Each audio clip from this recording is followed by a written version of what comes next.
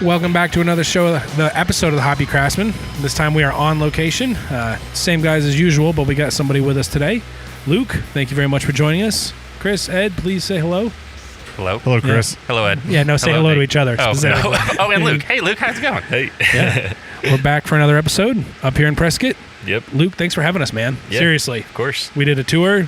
Amazing. I mean, you say it's not much, but sweet, man. It looks great. I mean, it does the job, yeah. Yeah. Just a compact little production brewery. Right. Yeah, but you say that, and we've been to your other facility. Yeah, that's a good point. We're slowly turning this into We've seen a compact little facility. Yeah. This is sweet. I mean, this tanks is just start showing up every month. So. Yeah.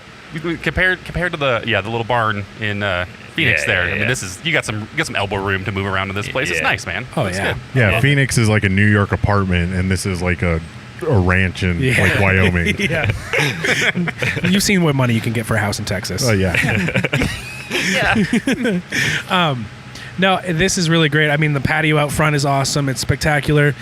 You started us off with some great beers, by the way. Cool. What was the first one you gave us? So I'm getting our trailer set up for our opening of our patio, the Prairie Patio. So I just threw on a keg of Mustek 11, our second batch of Mustek. And it's just a very traditional Czech-style Pilsner. It's one of our favorite beers. It's very complicated to make, and we feel like we're getting it really dialed in. So, I just wanted to start off with that. And we got a nice little side pour faucet on there, so you get the nice lacing, nice thick head to start. It was delicious. Yeah. Let me just be the first and then to say. And then like animals, great. we used that same glass and didn't rinse it out and poured.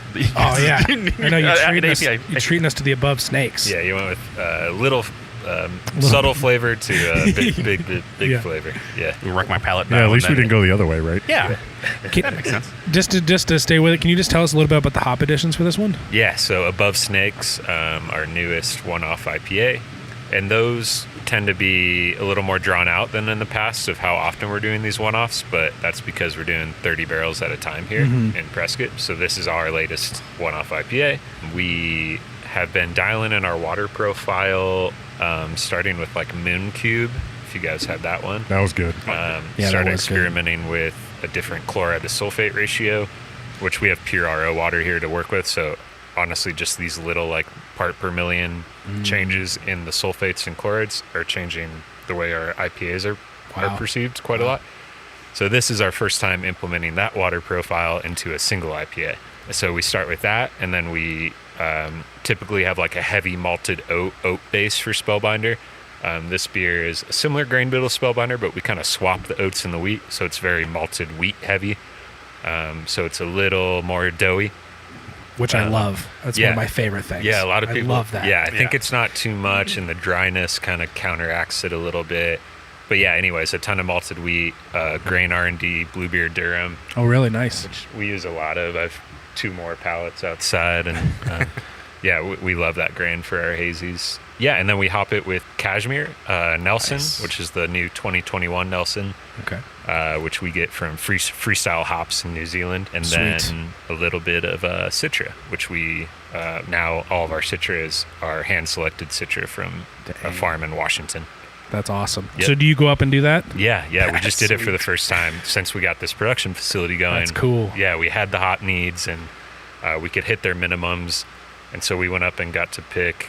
You know, as smaller breweries can go do group picks, and they can team up with other small breweries. But we were finally at the point where we could do our own picks. So we went up there with my good friend LJ.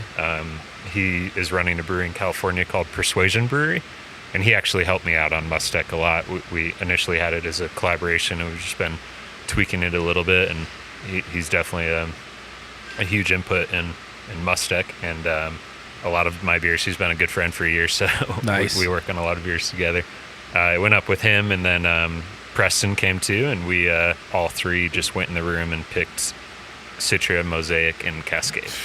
So we got like 6 to 8 samples of each. We gave them our parameters of like, we want this certain oil content, we want this like flavor, we want all these parameters, and then they give you 6 to 8 different lots for the Citra pick, we actually didn't like any of the ones they gave us. Well, like, of course, some were great, but Right. we then asked for like the highest oil content they had, which directly relates to like that resinous kind of mouthfeel. Nice. And they dropped one from Tributary Farms, really old school, well-known Citra grower, and we got some really badass Citra from them. That's so cool. So if you try our latest Arizona Star, that's in there. Okay. Anyways, yeah, that's one of the hops and above snakes. That's a great day. That's good to know, man. That's great stuff. Yeah, just a little bit in there, and then we treated it just like all of our IPAs, process-wise. Came out really nice. It did, and it's a great beer, and the can is sweet. Can of That's what I sweet, have. yeah. The can is really right. Yeah, I thought I saw Lauren something does about Lauren does a great job. the name with above snakes. It's like a slang, right? Yeah, it's what like it an is? old Western slang for just like being grateful that it's another day that we're above snakes. Nice. Yeah. Who'd you say did the art for this one? It's always Lauren. Okay, Laurentini, always Lauren, okay. Preston's wife. Oh, Yeah. right. Okay. Yeah, she's a badass graphic designer. I on her love the own. color Yeah. palette on this. This is sweet. The more we've grown, she's just been doing so much work for us. So Nice. yeah, doing a For great sure. job. That's very, awesome. It's very southwesty. Yes, it Yeah. is. Yeah, it's it my fit favorite perfect one for the name. Sure. It's the turquoise that does it. Yeah. Oh, yeah. yeah. Right. Add turquoise, it becomes Southwest. Yeah. Love those snakes. Exactly. So Nate kind of glossed over it, but when this comes out, the patio should be open. We were supposed to be up here for the opening of the patio, but weather Yeah, kind of yeah. prevented that. So was that always the plan for up here, or how did this place get started to where it is now? Yeah, I mean, we definitely wanted to do a patio, and we didn't really at first understand what the rules were, like with the county and the city and stuff like that. But we're technically in Prescott here.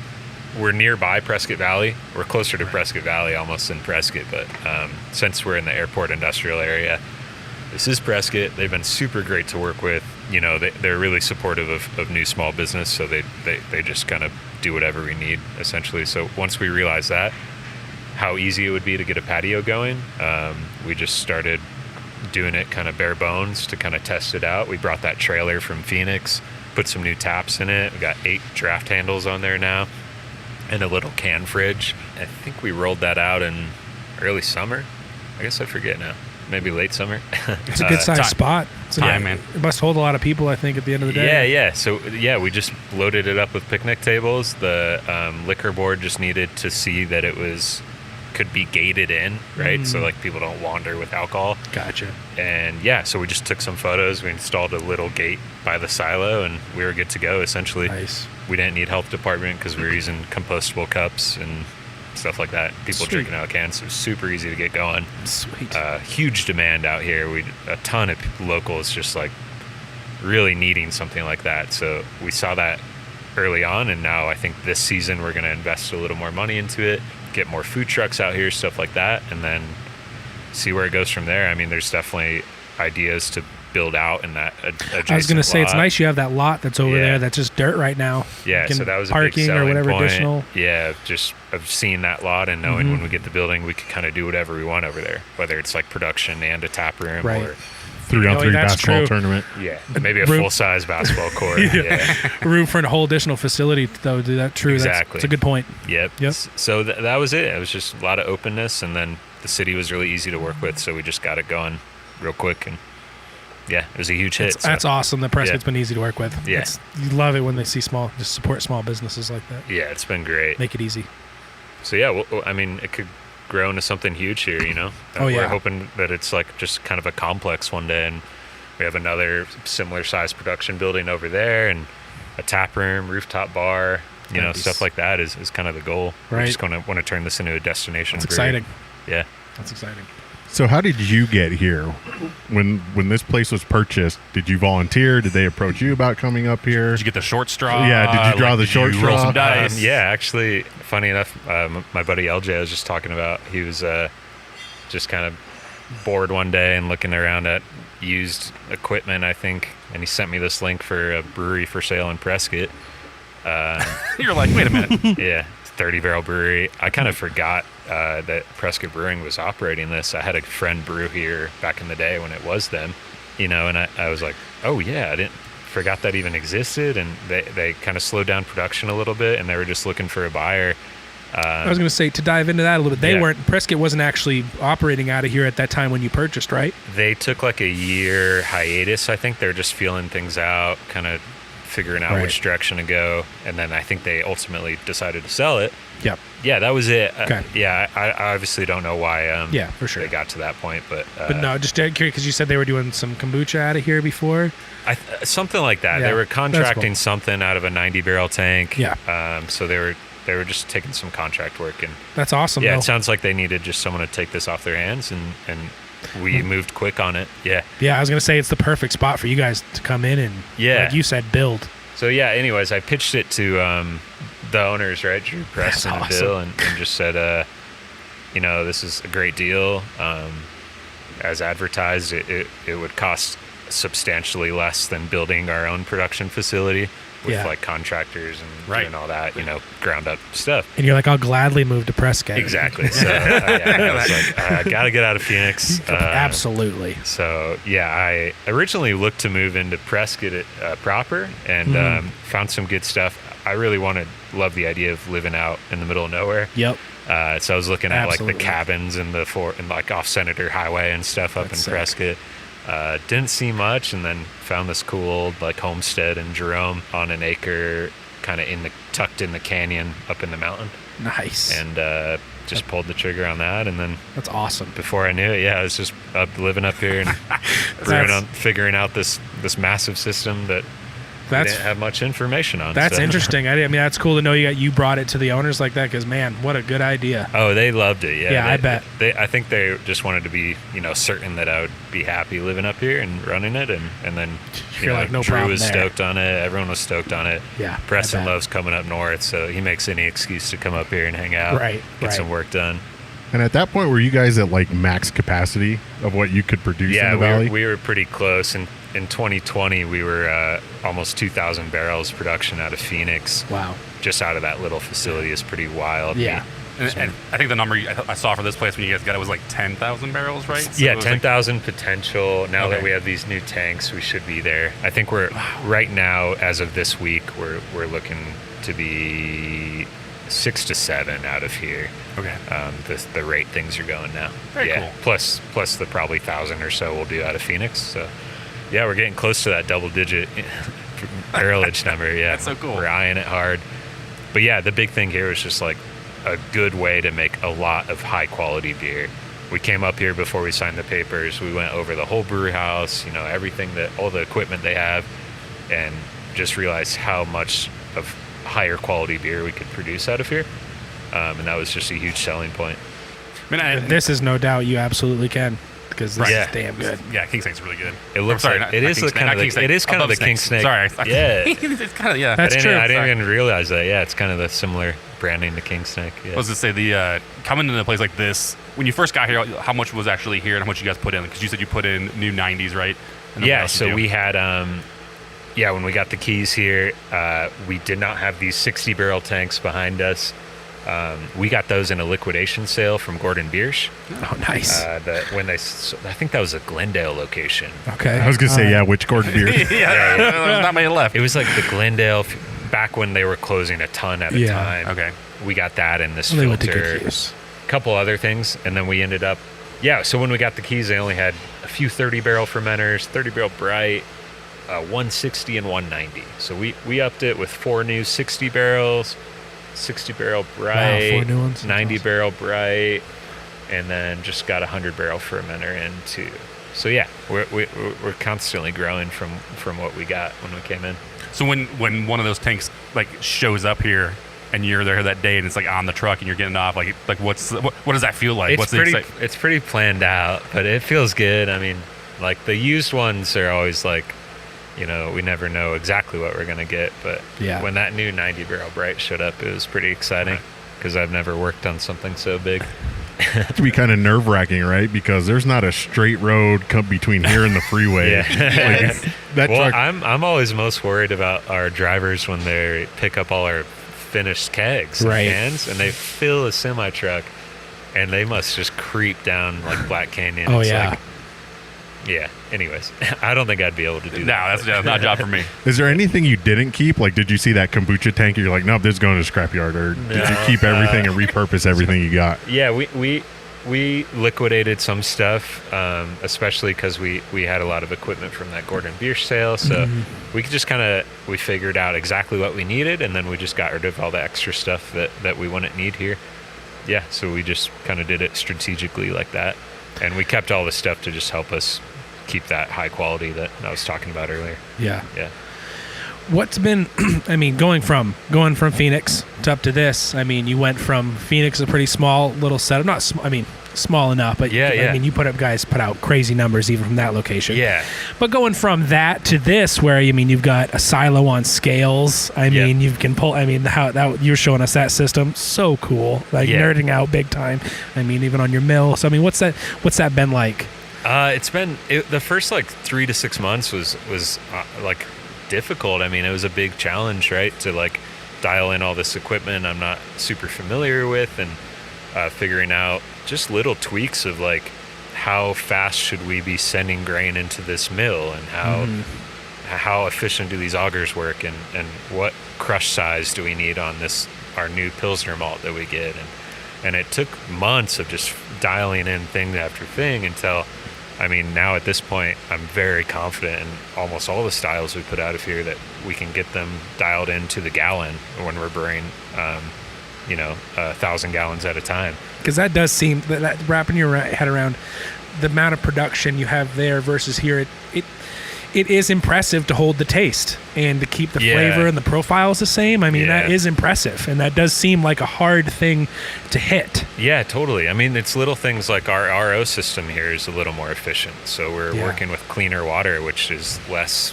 parts per million of certain ions that we had in Phoenix that I don't have here.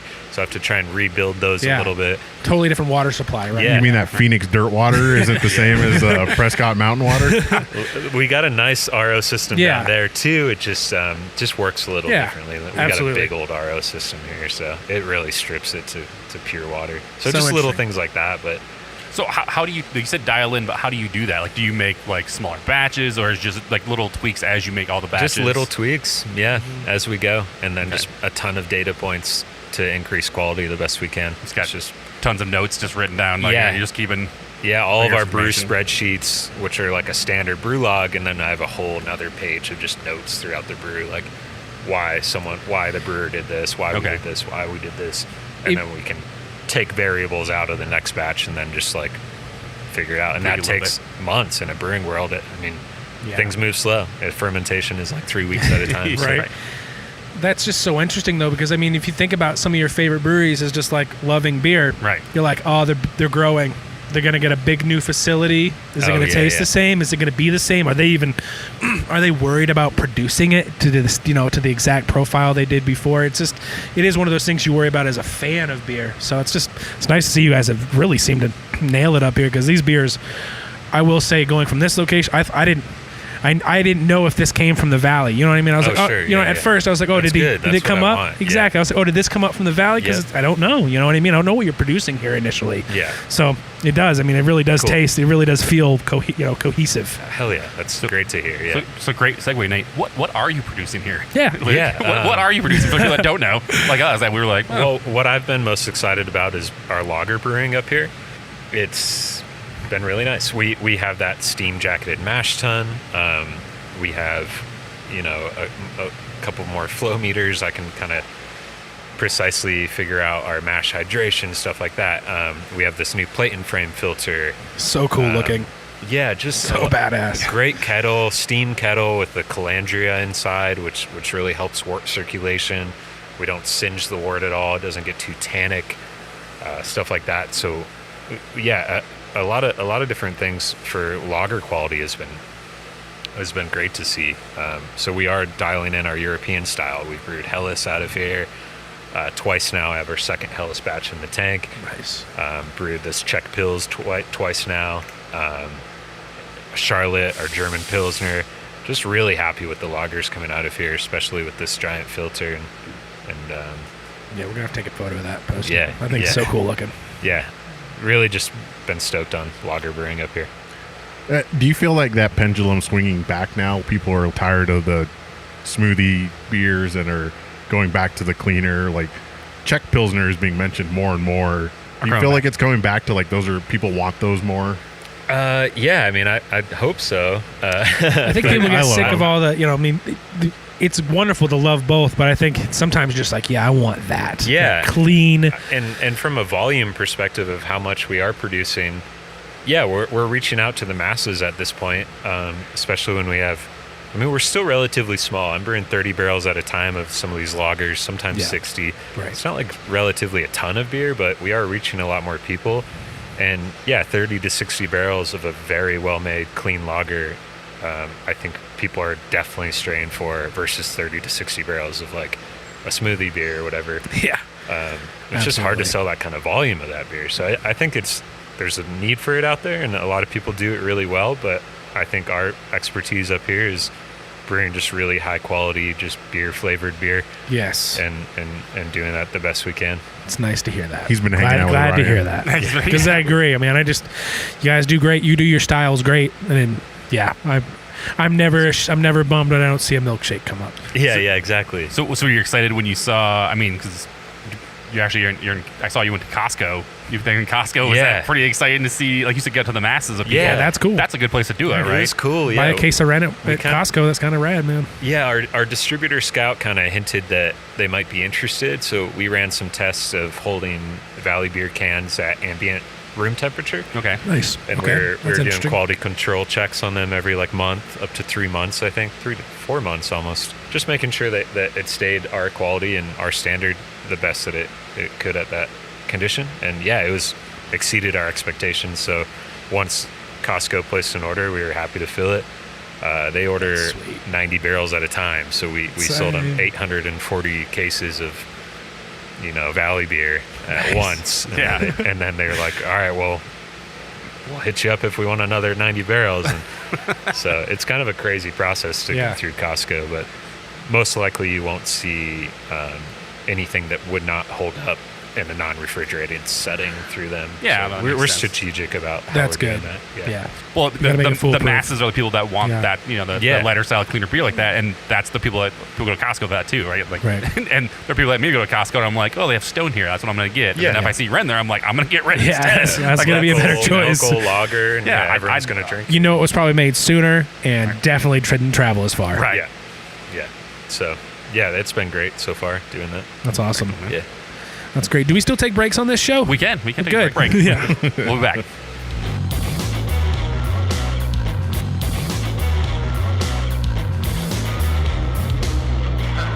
Welcome back, everybody.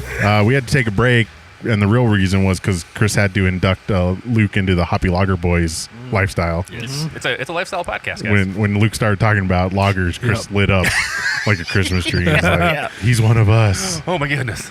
Yeah. And Luke did mention that he makes beer-flavored beer, so you've been hanging out with Ryan from Dark Sky. Is that where I got that Yeah, from? because when we had him on the show, he said the exact same thing. Oh, that's funny. So it might move from a lifestyle to a cult. Yeah. No, we can't call it a cult because we can't get a 501c. Oh, yeah, we have to be a nonprofit first? Yeah, All right, nonprofit. so we'll work on that. Come on, Ed. This is crazy. But we're back. We have new beers. Nate, what are you drinking? I decided to go. I was going to drink another Above Snakes because I was enjoying it. And then we had but this is also for it. super duper good.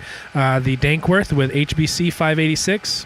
Oh, yeah. Good. Cool. Chris, you were drinking the same. Well, I was gonna take the. Yeah, we were arguing about it, but then Yeah. Luke said, "Stop, it'll be fine. We have more." He pushed his part. Yeah. Because that's Then we hugged it out off camera. we realized we should be professional and not just drink the same beer and try new beers. Hell yeah. Somebody said that. She's smart. Yeah. Luke my went wife back said to the. Sorry, Is that my the bad. check?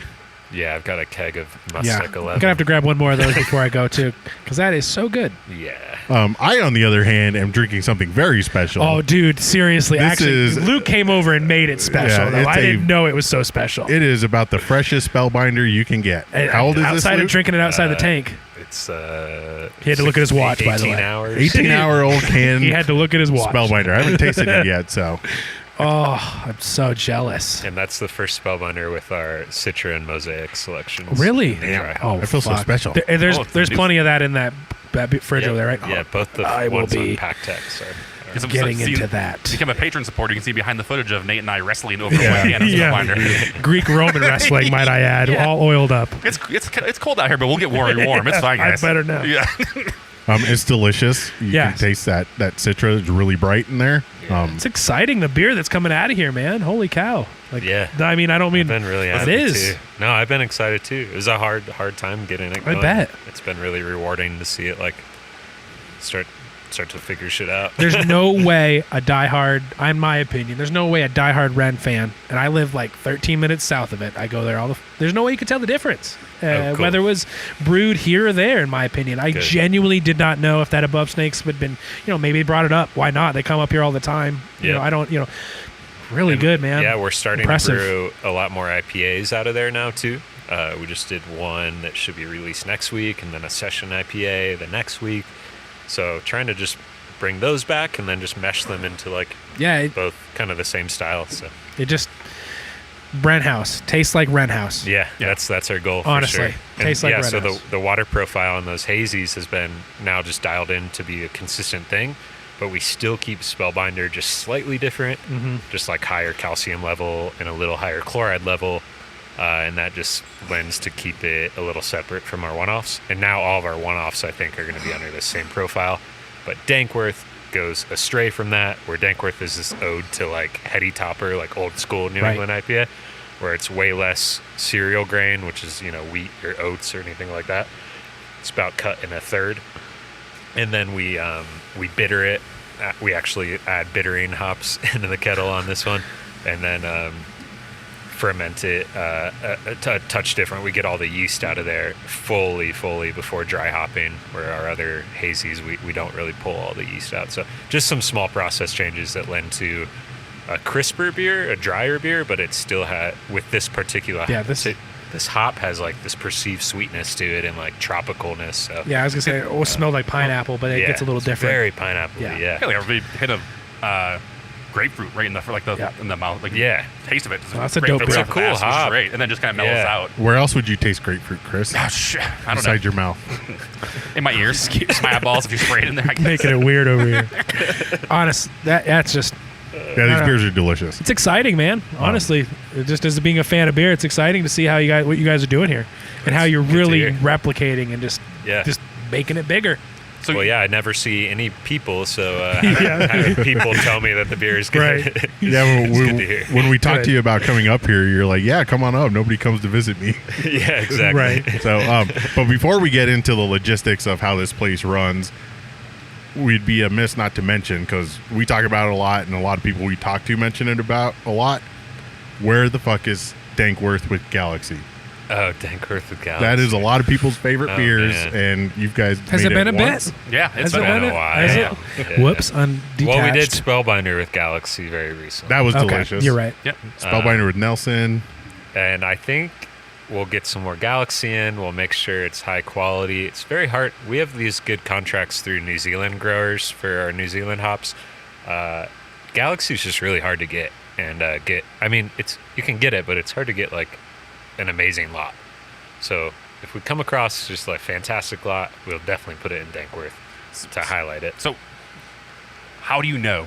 I guess that's a good question. Is it just over? Like how? Like do you when you're looking at the hops? How do you know that those Galaxy aren't as good as other ones? Is it just because the way they smell or the way they feel? When it's something like Galaxy, it's you got to get it in person, right? And then we do a rub is what we call on it, and we just rub the pellets really hard between your palms, and then you get them into a powder, and then you just smell. I've seen that commercial. What's the Sam Adams? I've seen that Sam Adams. He's notorious for that. Yeah. He's always just smelling hops. I mean, so I went on a stone tour for a girl, and they had like a shed in their brewery that had all the hops in it. And you just walk in, and I was like, I'm never leaving this place. This is amazing. The hop selection, we had like allergy attacks every day.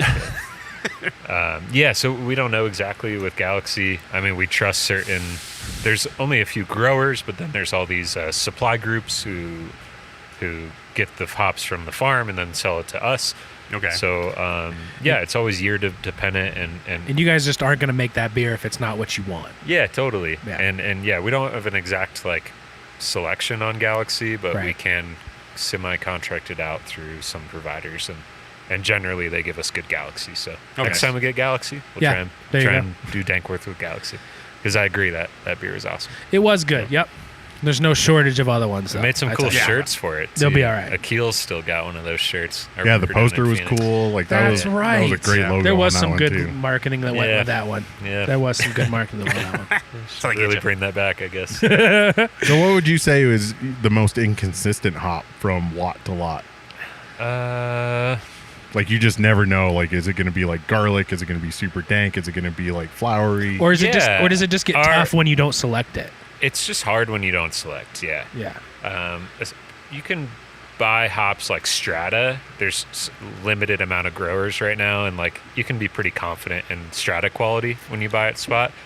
But there's so many people trying to get in on like Citra, so like Citra can be a little spotty too on what you get. Same with like Simcoe, like these big mass-produced hop varieties can be all over the place. But yeah, generally we don't have too hard of a time because we've been in business so long. We know the suppliers that consistently give us good hops, and then now that we have these contracts, it's like we can trust our contracted selected hops a lot. Yeah, I was gonna say that just highlights the benefit of just being able to select your own hops. Totally, just know the quality that's coming. So does the limitability of some of the hops, is that why you guys use some of the experimental hops more often, or it's more just kind of for fun and it's just easier to get them, I'm sure, right? Yeah, like this HCPC85 came from Yakima Chief Ranches. Nice. And they co-did it with Haas Hop Group. Love Yakima. Yeah, we selected through Yakima Chief, but not their farm, but they put that all on for us.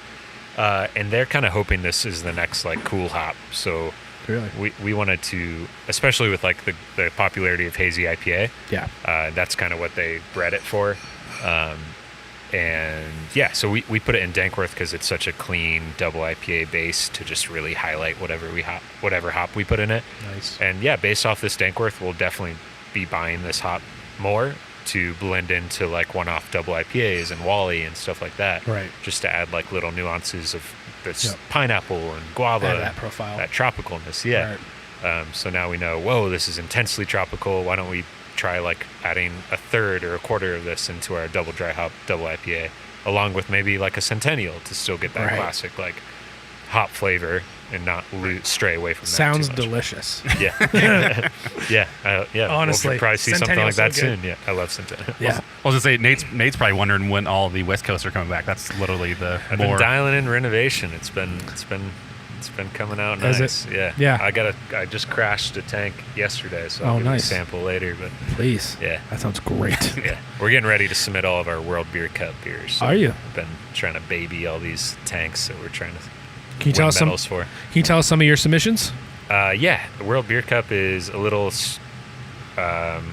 smaller selection group than GABF. Okay. So we have just a handful of styles. We're submitting Spellbinder, Renovation, Czech Pilsner. Nice. Valley Beer. We'll be interested to see how that Czech Pils does. That's sweet. And then a couple beers from Phoenix, I believe. Lady Banks for sure, and then maybe Black Caddis or Joe Max. One of the two. Nice. Yeah. So sweet.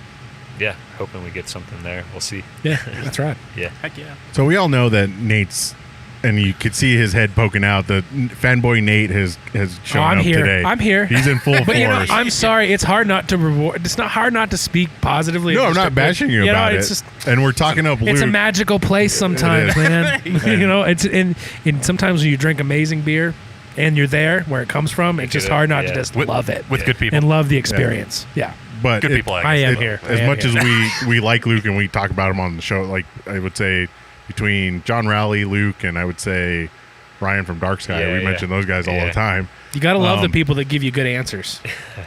As much as we want to put you on that pedestal, you don't run this place by yourself. No, not at all. So I guess tell us what's your typical day here, and then who helps you run this facility? Yeah, cool. So my typical day here is, I'm the head brewer is my title of Wren House Brewing.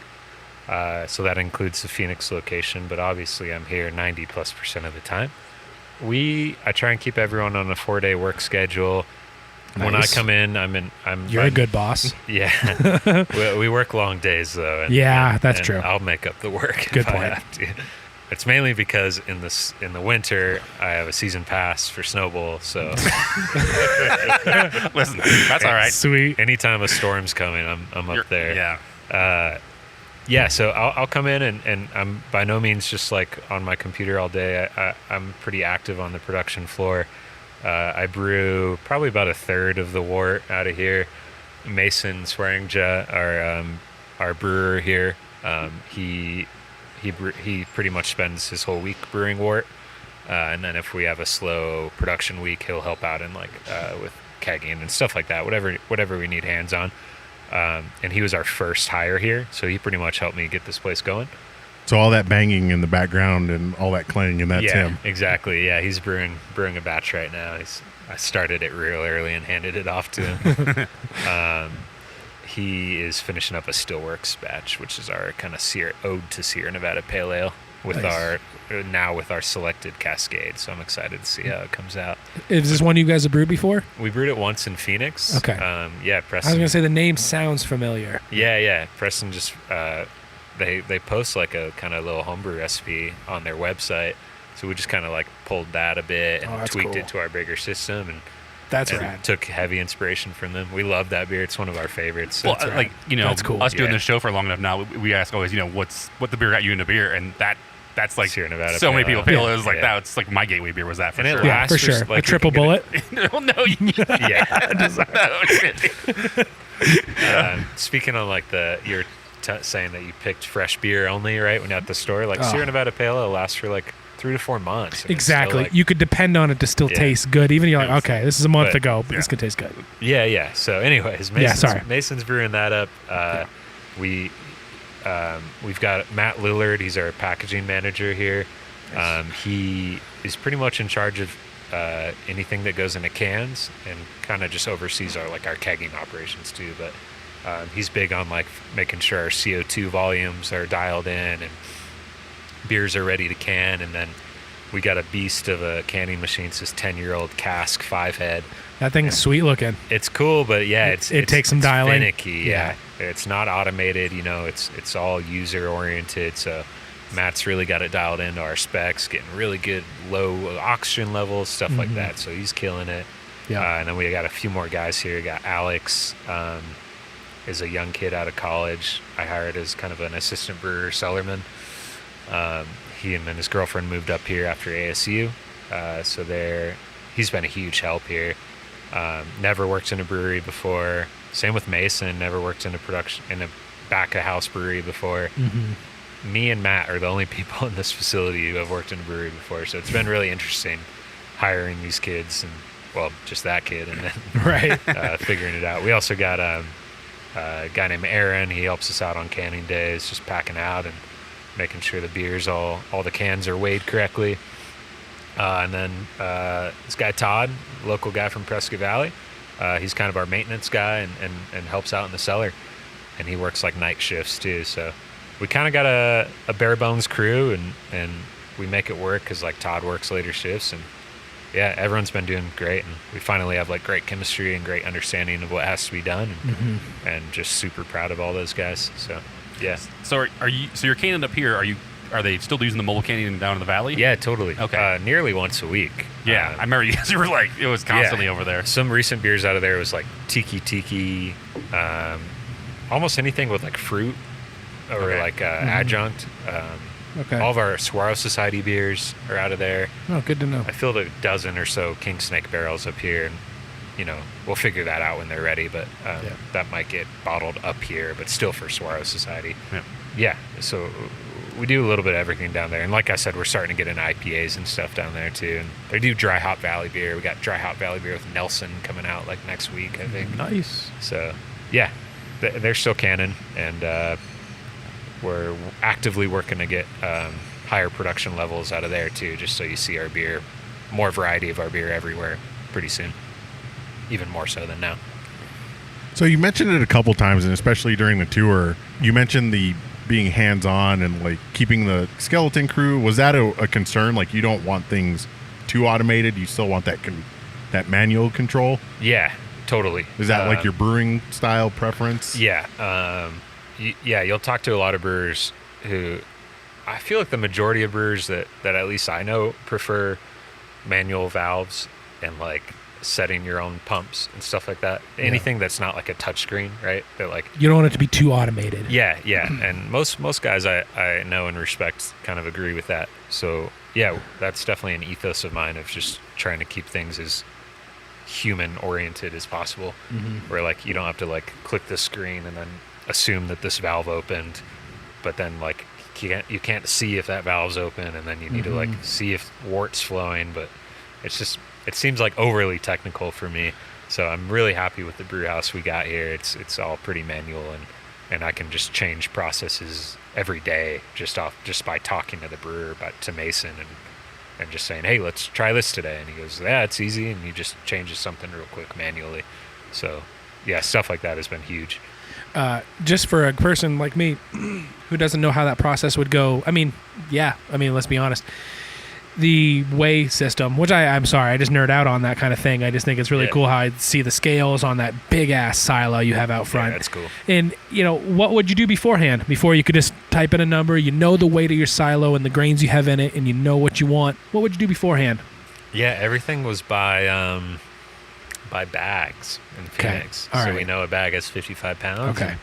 That's a good understanding. That's just it. differentiate it. Yeah, good to know, man. I mean, honestly, But, it's just one of those things. I mean, I don't think of it, Some breweries will have like a way smaller silo, and then they buy 2,000 pound super sacks, and then they fill their silo themselves with like 2 or 3 of those, and then have a weighted system somewhere. But yeah, I mean, there's different ways to count that flow that goes into to where you're gathering all your grain. But if you're pulling from a silo, you got to have a scale. Yeah. In one of your cases, just to know where you started. Where you started, yeah. I just think that's super interesting. It's just cool. Very neat. It's nice that you like a balance between the technology and the hands-on. Yeah, I think it's got cool. a good balance here. Yeah, and it's been huge on dialing in like our lager brewing, just being able to like we use like all natural sour wort to acidify, where most of our beers we use just like a lactic acid concentrate to acidify our mash to hit our target pH.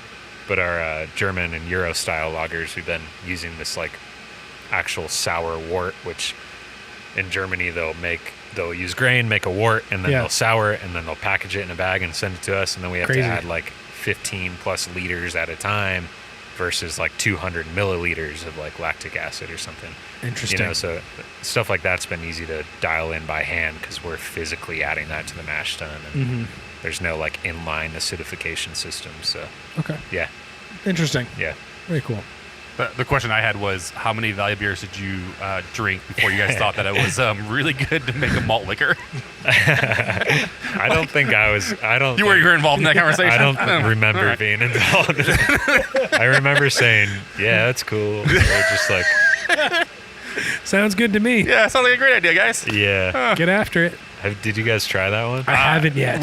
Chris, you didn't try it? Did you buy a bottle? No, I bought some. He did. You bought the bottle. Okay. We're planning a blind taste. No, we're planning a blind taste test of a malt of other malt liquors. Of malt liquors, yeah. I didn't know about that. Yeah, you're invited. That doesn't sound super great. You got to check the packaging. Yeah. Man. Oh, we'll see how that Gotta goes. have fresh malt liquor. We did have the brass monkey though at Strong Beer Fest, which I think was. Just, that was cool. Was that just the base? It was malt liquor with like banana, right? Blended. No, it was just blended with 25% or 30% orange juice. Was it orange juice? And then some vanilla beans, like conditioned on a couple vanilla beans. Yeah, good Lord. That may be the future of smoothie beer. The base being malt liquor. Malt liquor. No, sour. It's a fucking headache in a bottle. Not looking forward to that after show. Yeah, no kidding. Yeah, people love that. That was funny. I was gonna say, what was the reception for that for the malt liquor? Was it? I mean, it must have done pretty well. Yeah, I'm not totally sure. Yeah. I feel like we sold it pretty well. I think it's still for sale. Well, we do can pours. We brewed a small batch, so right? Yeah, we're not worried about it. Right? Yeah, no kidding. Test the waters. A small batch. Yeah. Good call. 10% alcohol. Yeah. That's funny. Yeah.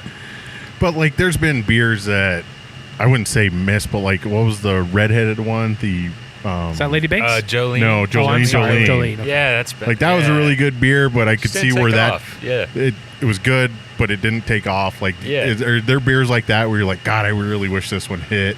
Yeah, I mean, I think I'm still holding out hope, obviously, but Arizona Star just didn't get a huge reception that I thought it would, and it's one of my favorite beers to brew and favorite beers to drink, and that's one I really hope to see get some.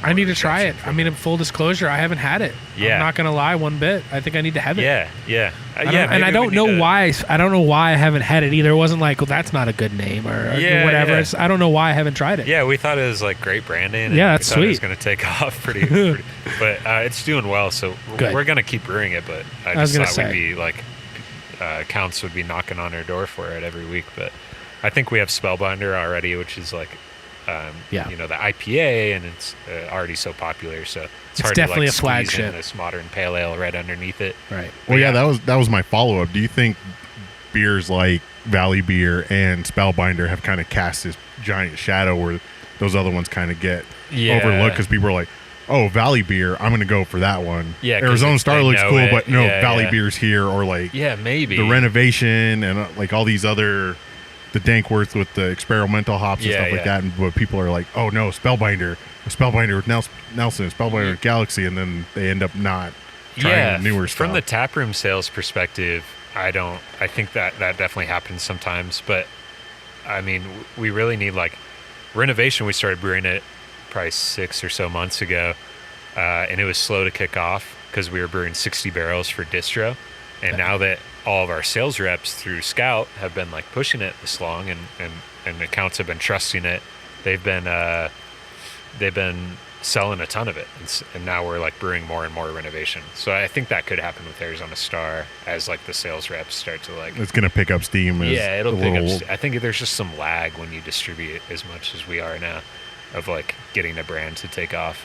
So that's a perfect segue into sales. So we'll take another break, and Chris is Cool. going to be super excited. We're going to talk about sales and sports when we come back. Okay, I'm going to sleep. All right.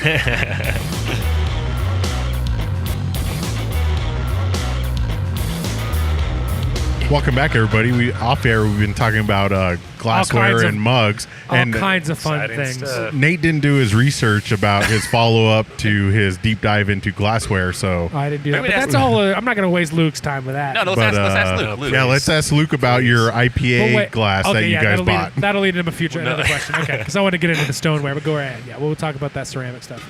But Yeah. So- In your opinion, I mean, the Tiku, it's kind of gone. Oh yeah. You know what I mean? Yeah.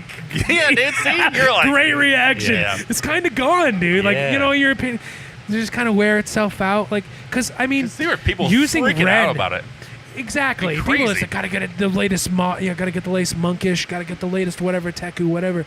I mean, using Wren, like, beer glasses like this have almost become more popular. Yeah. Like, just the kind of, what's your style as a brewery? But yeah, in your opinion, Teku kind of craze kind of fell, right? Yeah, I think we did one for our Swaro Society. Yep, definitely. Um, Yes, I have it. Yes, you did. Yes, you did. Yeah. But- Yeah, I think it was year my, 2. My Yes. favorite glass we've done, which I use for wine all the time, was I don't know the yes, name of it. I know what you're going It's to a talk about. bulbish It was one. the fragile one. Yes. Fragile as shit. Yeah, they Oh, would, man. when they sold it to me, they're like, "How do you want Love to take that that home?" glass. It Yeah. is. That is a choice glass. Yeah. Nice saison in there. Nice red wine. Yeah.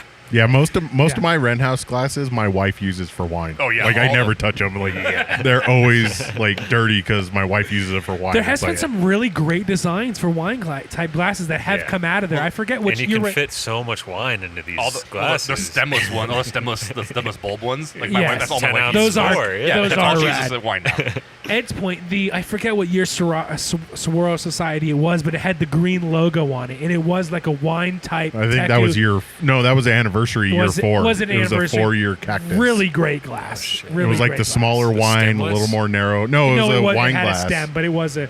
but it had the green, 4 on it. Oh yeah. Yes. No, And that it was like nice. it was a Can't smaller fit that wine much glass. wine in there. Fanboy me all you like, dude. Wren's had some fucking great Yeah, glasses. that's all Drew, I believe. Though, Yeah, and his don't wife quote me have on come up that, with those but- designs, right? I No, believe. no. Preston's wife. Preston's wife, excuse me. Drew. Yes, thank Drew you. does like all. Yeah. I think like all of our marketing decisions, but so we'll get the official opinion glasses. because super cool. I couldn't go to the member party, and Chris is my proxy. I'm also Nate's proxy. So he took Nate. Cool. Yeah, and Chris is really set up. I'm really set up for anybody's beer. It's not working. They were rebuked Alistair, if you listen about. to this, I need to talk to you. Yeah. They were rebuked about wanting a beer glass, and they called it an IPA glass, but it was a lager glass. Where do you sit on that? Oh yeah, that's right. I Of, remember. Hang on a second though. shit. I'll never forget it because he was so polite. The guy behind the bar that ran out that day. Good. I was like, let me get that IPA glass. He sets it down. He's like, that's a lager glass, but there you go. And it's like, he said like it much more Kyle. polite than that. Sounds like No, it was Kyle. much more polite than he was like, that's a lager glass, but here you go, dude. And it's like, and I was like, oh okay. Well, I still want it nonetheless. I'd like to buy it regardless. That was our anniversary one. It was. Yeah. Yes. I totally remember that. Was Yep. a lager glass. Dude, It was. awesome. It had, like, It a absolutely purple- was. It just for some reason in Yeah. my mind it reminded Yep. me of that small Yeah. and then wider. Yeah. But yeah, I don't know. I'm not. But I love that. I would don't always know rather be glassware corrected that for well. that.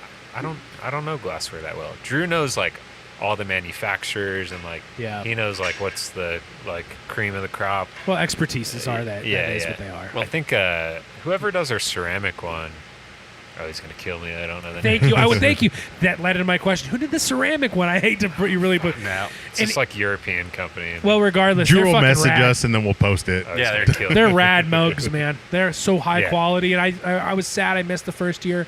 And my dad and I saw him the second year. He's like, "Get me one of those." So they literally, like I said, they found a box several months after the initial release for the second year, and I got in on it. Listen, It was rad. We talked about the lager glass that he bought. I also bought one.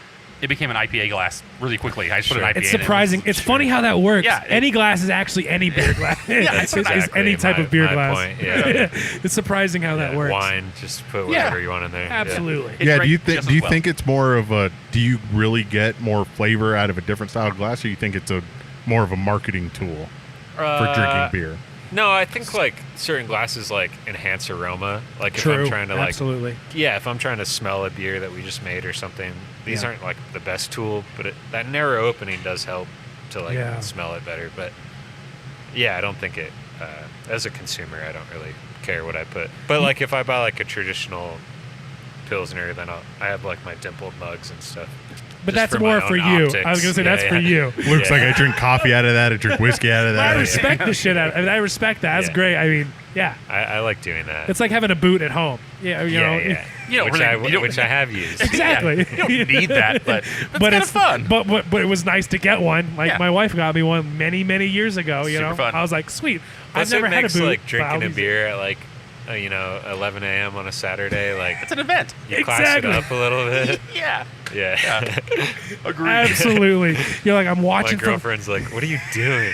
We have to go do stuff. And I'm just like, well, I'm just trying this beer really quick. We're back. And watch me turn this boot as I drink it. We have to go buy potting soil. We gotta get worm casings still. It's my shopping list. Yeah. I gotta That's get worm so casings funny. have been out forever. So. She's right. I love going to do stuff. Yeah, that's true. Just gotta- She's not wrong. sometimes I gotta drink a beer at 11 a.m. Yes. Pour it into a nice glass. I love it. So Love we're not going to be total fanboys because we talked about sales and things like that before the break. Okay. And Hey, do you just want to gonna- be negative? No, yeah, that is. We got it. I'm embracing my role on the show, All right. and people who listen to the show wouldn't listen. It's not been negative if we yet. didn't. Like, we can't just fanboy out. We have to call. Sorry, dude. so- Good brewery is a good brewery. In the IPA world, like there's that running joke. It's like, oh yeah, they just make the same IPA and label it different. Yeah. And we're gonna go into sports. Yeah, we're so definitely Chris not might, there. Chris might check out. I'm gonna take a pee break. So, real quick. as the brewer, when you guys did the Rally the Valley beer, Yeah. basically it was the Valley beer, and Yep. you changed the label because the Suns were in the playoffs. Yeah. How does that make you feel? How Like it's the same fucking exact dare beer, they? but How like, did dare you they? notice like sales How- skyrocket just because of the label change? You guys just Yeah. showing some support, It's nerve. it's finicky because like it's not an immediate way to sell it, and then we have to time it so well to see the benefits of it. I mean, Drew could speak a lot more to that, but like Hopefully, you sold a Well, I mean, truckload of it. I want to know We- your opinion based on just Oh, like okay, changing the label. Like this is still the same beer. Like, how does that make you feel? Like, when would it's- you have when wanted to brew? I guess essentially the question is, would you have wanted to brew a new beer that was called Rally the Valley? No, I wouldn't. Fuck no. No, because I already have like Valley beer so dialed in, and I think that's a great beer to use for that. So like I personally, I don't care. We did the Rally beer extra, and that was I think we still have cans of that at the tap room. That was good. We did a 30 barrel and canned almost all of it. So that was one where it was a different beer. It was inspired by Valley Beer Extra, but it was our first time brewing Valley Beer Extra up here. So like some small tweaks were made, and then it was branded as Rally Beer Extra. So that one was definitely like its own beer. Did you guys do a Valley with El Dorado? Yeah, the dry hop Valley. That was sweet. Yeah, I loved that. Yeah, we just did that one. But yeah, I couldn't remember the hop audition up top. Yeah, but when we relabel those all the time for like special events and stuff, and yeah, it never bothers me at all because like I know the beer behind it is what I intended it to be originally, which is just a great American lager. And for sure. Yeah, it doesn't bother me that much. So the beer stands up, and you're like, I'm perfectly fine with this. Oh yeah. Yeah. We can market this beer however you want. It's not like we had like a bad batch of Valley beer. Rebranded it as Rally beer. Yeah. We're going to drain pour this, but guess what we could do, guys, instead? Yeah. We could get rid of this, but instead we'll get this sweet-ass label. Listen, it's a lager, but the mascot for the Suns is a gorilla, so we're going to throw some bananas in it. Man. Yeah. We're going to make a banana lager. Oh, God. Good for you guys, and I hope you sold a truckload of it. I really hope Wren sold a truckload of it. Well, the playoffs are coming up again, so we're going to... that's true. Yeah. I'm not a big That's Rally in the Valley, guys. Yeah. Rally in the Valley, guys. Yeah. So we're going to try and push that a little more. But yeah, you have to time it right because people need to be...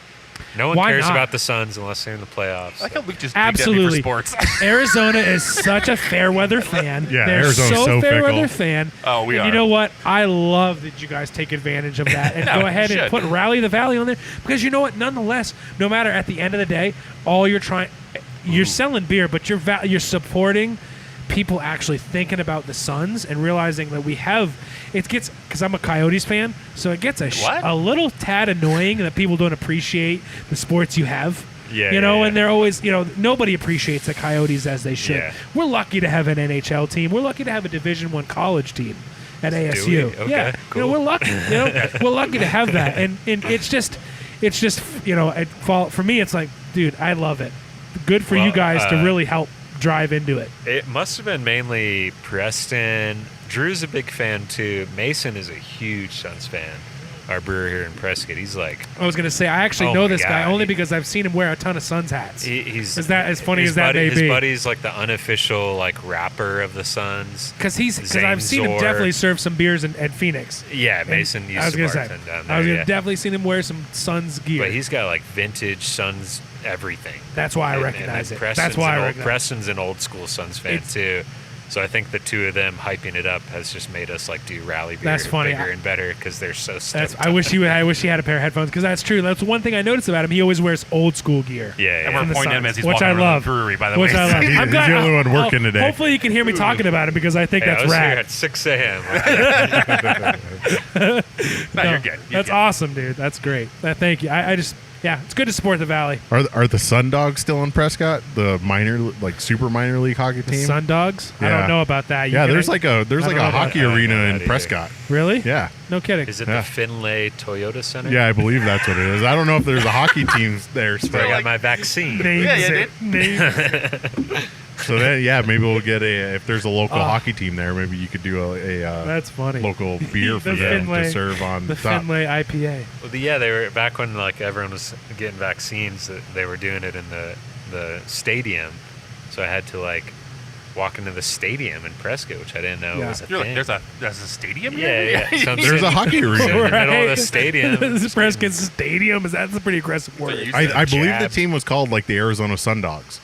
We got the Sea Dogs and they do the rodeo I believe there it. too. They do the rodeo there. Okay. Oh, there you go. Nice. Love a good rodeo. Yeah. And then on the other aspect of that, so we look back here and we see your calendar and your production schedule. So as this comes out, it looks like we have a production schedule. Oh yeah, there is. Those are there. Yes, those aren't that's bad true. words out there. We're fine. So we know spring in Arizona is a huge tourist event. Like you got the Waste Management Tour, Barrett Jackson. You have these ton of Midwest people coming in. All next to my house. All come and gone. Spring training was recently canceled. Yeah. Does that affect your production? Or No. are you not in? Are you not in? Short answer. Because you were in stadiums for a little while, right? Are you not? Shoot, I don't remember. I think so, but I don't know the details of it. Is it? I mean, it might be harder for the. I think like a couple of the more outskirt spring training stadiums, like a couple of them had like a couple brands, but nothing big that like dictated our production. But events like big events, like next year we get the Super Bowl. Like, are you guys thinking about stuff like that? Or are you just we're gonna brew our beer and stick to our schedule? Kyle, who's like kind of our front of house operations manager, definitely has more of a radar on that stuff. But someone's thinking about that. Someone's thinking about that. People think, People think about that at Wren House. Yeah, that's being talked about. But no, like this spring training, we have like weekly managers meetings, and we haven't really talked about it at all. So no, it's not like a huge impact on us at all. I was going to say it's certainly not going to affect the amount of Valley beer you're going to produce just because Wren House, just because like spring training. Thank you is not going to be here. I'd imagine like if you look year by year and we don't have spring training, maybe one of the months for that is like lower taproom sales, but our taproom sales have been growing regardless. So like it's hard to judge it against past years because we're continuously busier every year. Yeah, that's true. I mean, I guess it's got to be hard to weigh those kind of metrics. Well, I mean, if you were like the official beer of spring training, then for that like would the be a 80s huge, or for sure. That would make sense. That would make a huge difference. Sure. But like, you know, if you're talking about just sales in general, I can see how that wouldn't. But I mean, obviously, we would want that to happen because we get a ton. We're so close to the airport, so like we get a ton of draft sales off that. Yeah, and I'm sure we'll see like, or at least there. Whether or not we see it, there will probably be a dip in draft sales because of the spring training not happening. But I can't say for sure how much. It's not going to affect your brewing schedules. As far as I know. Yeah, you're right. As far as you know now, currently, you may. There's no reason you wouldn't get told in the future not to brew that such and such brew. Yeah, that particular. And batch. we brew so many one-offs in Phoenix, so like maybe if there's like not as heavy of a draft sales month, like we're just kind of strategically changing the style of beer we brew next, or you know, maybe something like Dry Hop Valley beer, which we know sells 12 packs of really fast. So like maybe we'll switch a tank for that if we're not going to have a ton of people in the seats because of something like spring training. And Luke's like, fuck it, we don't need spring training. We got Costco. It's hard to judge it at this scale that we're getting into. So I can't say for sure, but I'm sure Kyle, our taproom guy, would be able to speak to that more. Good to know. Yeah, for sure. And I guess to finish up, we saw you at Trevor's, Chris and I. Oh, yeah. And then you were very on the fence about going to Strong Beer Fest. Oh, yeah. And you ended up going. We did see you there. We saw you running around. Yeah. It was fun. And the two main things we asked people there when we interviewed people, what'd you think of the turnout and what'd you think of the location? I mean, I definitely saw where the guild was coming from. I think they're having a hard time locking in the Phoenix location, and I think because of like COVID policies, but they were just iffy on holding a big event like that, something like that. Yeah. So I get that they needed to move on another location. It was like busy as far as I could tell. I just kind of bopped around and tried some beers I haven't tried in a while.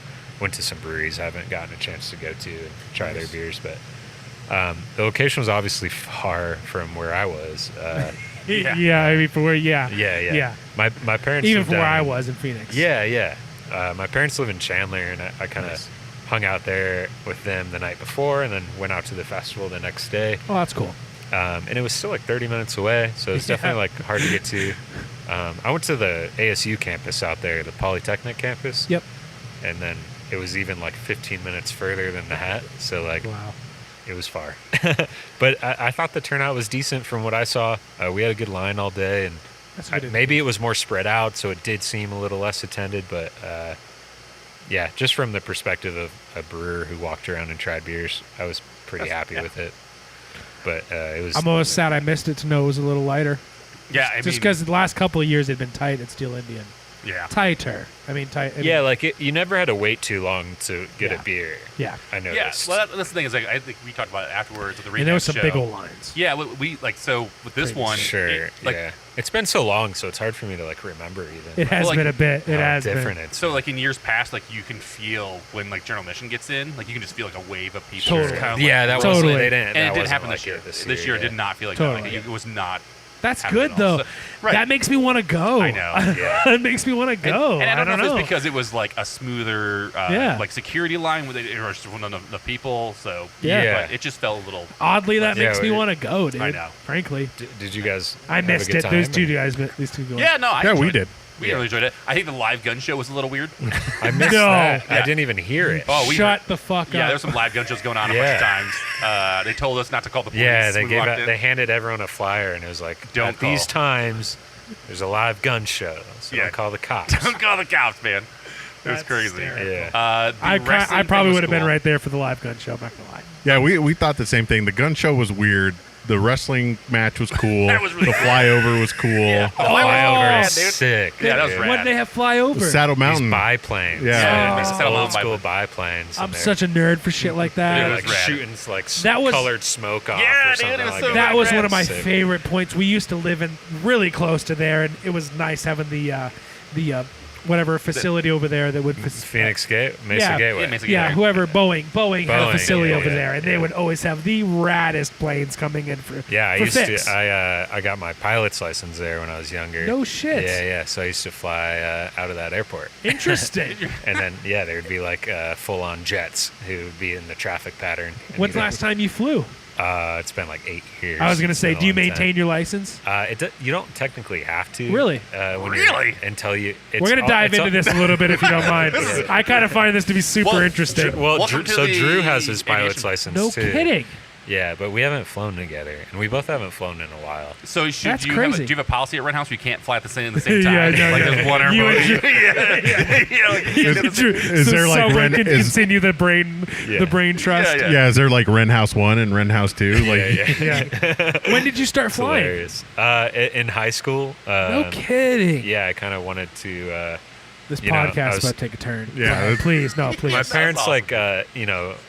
set aside like a small college fund for all of us, like Yeah. nearly not enough for like full college. But Right. like, my brother and sister went to like a real university, and then I wanted to just go to community college and get my pilot's license. Yeah, fucking hey. So, That's sweet. Yeah, that's what I did, and I really That's enjoyed cool. it. And then I went to ASU Polytechnic for like aviation type stuff, and then I just got into homebrewing and Dude, I just realized I worked Wren House part time and Yeah. and just kind of Oh, was really? like, whoa, well, I think I really love this. this is where I I'm think- heading with yeah. this. I think when we talked to you, like you were a bartender. You're bartending at Angel's Angel's Trumpet, right? Yeah. That's what you talked yeah, about. Yeah, We it was talked when about I was that. in college. Yeah. Okay. God, I just realized the major chunk of this podcast we missed out on, though. Yeah. Gosh, knowing how you got started here, man. Yeah. So again, what age did you really start? I'm just kind of interested in the flying piece. I'm Sure. not gonna lie. What age did you start that? I think I was 17. So I was Wow. in a program.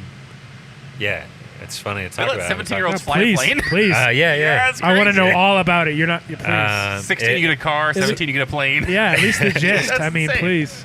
Oh yeah, me and my dad would work on little sports cars, so I would drive this little like Very cool. Japanese sports car and Very cool. got pulled over a lot. This piece of shit thing with the turbo slapped on. But That's sweet. Yeah, I went to EVIT. It was a program Okay, through. yep. I went to Hamilton High School in Chandler. Yep. And No, then EVIT, yeah. there's through- yeah. trades, yeah. So it was like their first year doing an aviation program, and so you had to like apply into it and have like good grades and all that. And then half my high school experience was just like going to the Mesa Gateway campus and doing like college classes, which was ground school. And then my senior year in high school was the flight school. And then I got my license and wanted to keep going into college for it and went Yeah. into like more engineering aviation type stuff. How many hours did you get up to in that training? Just out of curiosity. I think 190 or Wow. 200. Yeah. Very cool. So I was like beginning to work towards like my instrument rating and stuff like that. That's cool. I just find that stuff to be super No, interesting. it's super cool. I wish I could get back into it. It's super pricey. It is. It's a tough hobby to have. Yeah. It's a tough hobby to have. There's an airport like a Stone's throw away down and there. regardless, it's still a tough hobby to have. I'm hoping to do like a little review flight. I got to get Drew on it. Maybe. Yeah. I was just going to say, so you guys just got that decked out Wren House delivery truck from Scout. We'll get Go ahead and buy Drew, an old we need a Cessna Wren House. and put a little Wren House wrap on it. The weight, Wren House. The weight limitations, we could only bring like 3 kegs. Like 2 kegs maybe. That's cool, man. Yeah, Very cool. You could have I love that. a little plane Super with a interesting. tap on, like 2 beers on tap on the plane. No, dust cropper, but it's actually beer that shoots Yeah, out. biplane that just. Yeah, it's been a cool. great festival. It's been cool to be this close to an airport. I bet. So I bet. Maybe you guys talk to me again this time next year. Maybe I'll be flying again. I But, can't it's wait been to a chat long with you about time. that. That's sweet, dude. Yeah. Interesting. But yeah, I pretty much gave that up for brewing. Just like, At a high level. At a really high level. Yeah. That's cool, man. yeah. Fun story. So we're going to It have is to a start fun a new story. That's cool, podcast man. called Flight Simulator with Nate and Luke. Yeah, that's sweet, yeah. dude. That's cool to know. I just think that stuff is so interesting, and I playing flight, genuinely playing flight simulators on so PC fun. and life and Yeah. stuff. It just, that's cool, man. Yeah. I could talk. I was real fortunate, to be able to do that. So that's rad. Awesome. yeah. Very rad. I won't derail us any farther. No, that's the whole point of this show. Yeah, That's planes perfect. are fucking cool. Okay? Planes are fucking cool. Exactly. And we have some Ospreys take off out of here. Have you guys ever seen an Osprey? Yes. Yeah, it's pretty badass. It just man. kind of shows you the talent that brewers have, and they usually have something else going on too. You know what I mean? I think Chase was going to be like a doctor. He's a dentist, There I you thought. go. He was a dentist. He's There you go. Still a doctor. Yeah, still, I mean, Teeth doctor. sorry. Teeth There you doctor. go. Great point. So listen, and I Chemists, think 'cause doctors, yeah. Chris and I and Nate, when we talked about this on a previous show, we've fallen in love with cryo hops. Oh yeah. And we want to do like a cryo hop collab. Oh, yeah. So I think we need to come up here, brew a beer with Luke, and we need to call it Planes, Grains, and Automobiles. Hey man, I'd love to Planes, come up here and grains, brew. and automobile. Yeah, that'd be sick. Any brew. Hey, Yeah. it'd be great. You know the man to talk to. And then I think Nate and Chris are hoping, because they both have campers, like what's Yeah, the we'll chance pull of it out parking front. a camper Yeah, I'll up pull here an RV and and- camping up here? You got a nice dirt lot over there, man. Dude, It's all hell right. yeah. You got a generator. You guys use those? Oh yeah. Yeah, we He's both done, got. man. Yeah, Cool. I got 2 little Love it. kids, man. My Oh, son has to nice. use it all the time. Oh, cool. Daddy, where's the camper park? When are we gonna use it? So yeah, we Hell use yeah. We love it Oh, I love that. for sure. Cool. Yeah, you guys should come up my way on Mingus Mountain. Okay. Park up there, Potato Patch Campground. Or, Okay. What's your Oh, address? I have We'll heard just of that. pour it in your driveway. I have heard of Potato Patch. Yeah, so that's the way I get home. I go over Mingus Mountain, and then Okay. there's all these. It's the Wood Chute Wilderness area and Prescott National Forest, and then there's some campgrounds and fire roads you can take. And Oh, nice. yeah, and you're at like 7,700 feet, so it's like great in the summer. Nice. Yeah, Thank you, little man. tip. That's a Go good. up there. That's a good Thanks. one. Yeah, I'm gonna use that one. Well, you just messed up, Luke, because you're gonna have a couple of cousin Eddies on your lawn. Yeah, please cut that actually, because I don't want people driving on that road every day. So I'm trying to go to work. Please add that bleep to that word. And Yeah. honestly, yeah, what's that? You're gonna I'll be put- real I'll- sad when we leave here next month.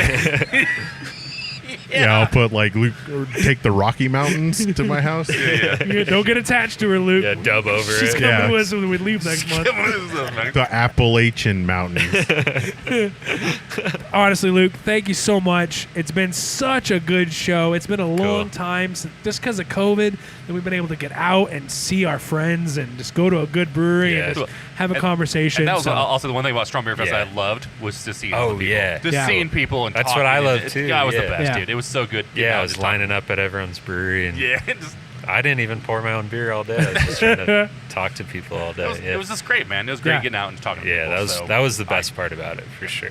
Thank you so much for your hospitality, man. Yeah, of Big course. time. Yeah, So- thanks for coming. I'm guessing, was it Wren House? Yeah, what's that? .com. A weird question for you. What's the next brew you're pumped to brew? Is there anything on the horizon that you're kind of like, I'm eyeing that date because I'm kind of excited to get that going? Well, the beer we brewed today, for sure, Yeah. still works. Okay, right. We brewed it once in Phoenix. It was we used classic American hops that time, like Amarillo and Simcoe, I think. Okay. But it was our ode to Sierra Nevada Pale Ale. And then we're brewing it again today with all of our Cascade hops. So, yeah, super Jazzed. stoked on that one. Yeah, jazz. And then, yeah, we should be bringing back Bronco soon, too, our wit beer. Okay. So I love those kind of beers, Czech Pilsner and wheat beer and like these classic styles. So thank you again for this Pilsner today. Oh yeah. It's I got the keg hooked up and everything. So good. Yeah, if anyone needs one more before they and you know, I need a roadie. We'll find it. And you know, Nate's impressed when he's talking about the Pilsner and he has a less than 24-hour-old count. And it is so good, but it's Spellbinder. obvious, right? Yeah. Like this is clearly good. It's just it's such a it's an incredible beer. Thanks, Thank guys. you very much. Yeah, Luke. that means a lot. Yeah, we've been working hard on dialing these in, so hearing that feedback is super appreciated. It is incredible to see those similarities between Wren House Phoenix and Wren House Prescott. Yeah, I so will lines lie. are blurred for sure. I go a lot, man. I go to Wren House Phoenix a ton. So, and I think the honesty factors into that because when you guys missed on beers, you were open about it. You're like, hey, we have new systems. We're doing all this new stuff. This isn't the beer we were shooting for. Yeah. Like, this isn't the beer we're trying to make. Like, stick with us. And I think people appreciated that. And now, like Nate said, if you handed me 2 beers, it'd be tough, right? It'd be tough, right? Like, I just. And I know you've dude. mentioned before, and Drew's mentioned before. Yeah, we dump beer and talking to Preston in person. We haven't had him on the show. We probably need to get Preston on. You gotta get Preston on. Like, it's funny. I don't know how they all taste similar. Not even similar. It's just like, yep, that's Wren. Perfect. Cool. That's Wren. Okay, like you close your eyes, you're like. Yeah, brewers are so weird that we'll have there's so many variables in the process that we'll all have our own takes on what we think is better, and then you talk to someone. I'm almost 7 years into brewing now, and I'll talk to someone and they have something I never even thought of doing, and it's so crazy I can still experience that. So that's the cool thing of craft beers. It's so different from brewery to brewery. Absolutely. Yeah. Well, thanks again, man. Really a pleasure speaking with you. Yeah, thanks, Nate. So much knowledge. Thank you. Cool. So if I'm guessing people want to go find more about Wren House in general, they should go to the website, which is wrenhousebrewery.com. Totally, yeah. Our Instagram's pretty active. Our Prescott patio, it's called the Prairie Patio. So that's Instagram, that's a Facebook, and you can get details on. Oh, nice! I didn't know that. On when we open, but generally, it's safe to say, starting the second weekend of March coming up here, will be our grand opening, and we'll definitely be open throughout the summer. As long as no snow, right?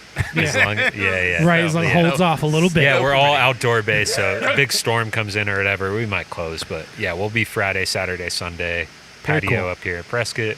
Come drink some beers and watch planes take off. And this is such a sunset. It's a really good setting it's a nice for a little tap room. It's a really good spot. Yeah, I'd love to see it grow from Looks there. great. So, so hopefully as you're listening to this, as you drive up to the kind of grand opening of the Prairie Patio, and it's _Prairie_Patio on Instagram. For sure. Yeah, because I'm looking at it. I'm pretending like I know off the top of my head. I want to endorse that. Yeah. Nice job, man. He did some research. It's good. Yeah. All right, cool. Ed, where people want to find us, where they should go? You can go to Hoppy Craftsmen on Instagram. You can go to hoppycraftsman.beer.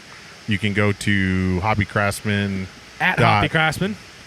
Yeah. Did you already say that? Yes. My bad. Facebook and Twitter. You can go to Patreon /Hoppy Craftsman and find us there. You can also find our Patreon link on our website. And this is all possible, although...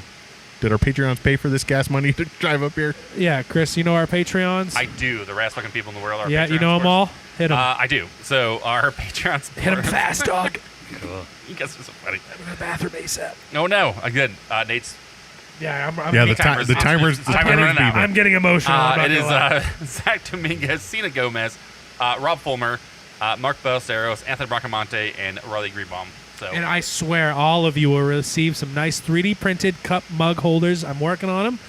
They're coming. So we're still waiting for the grape whistles. We're working on all those. A lot of grape whistles. Stop! I gotta pee real bad. And so, don't make me laugh. if you want to be a patron supporter, go to the show. Go to patreon.com/hoppycraftsman, and that's it. Lots of tears there. Sign up. Yep. Thanks again. Great show. Thanks, guys. Thanks everybody. Thanks Luke. Yeah. Thanks Luke. Appreciate it. Yep.